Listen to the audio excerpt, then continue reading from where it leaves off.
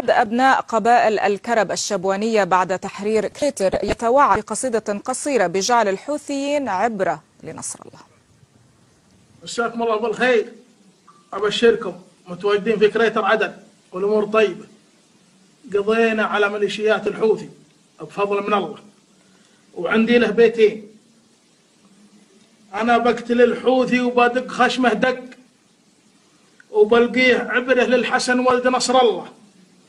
رجال الكرب ربعي حزام الظفر والصدق عزمنا عليه وخلوا الهرج يصله. كرب المواقف ما تولى، اشهد الهم موفينا القليل، يشهد الحاضر وماضي زمنا في سجلاتنا العصر الطويل. خصمنا دوم عينه ما تهنى، يشكي الجار ويعوض الدليل، والوفا والكرم من سمحنا وارثينا لجيل بعد جيل. مرحبا ما تجر عدا وحنا وحتى ما لاحظ الراق المخيل. مرحبا لا في زادنا الجنة يا هلا الشرب والسيف الصقيل. مرحبا كل من شرف حفلنا يا رجال تحل المستحيل. مرحبا عد ما نوحت بنا، مرحبا يا مزبين تدخيل. عم ضيفاننا واللي تعنى اخويانا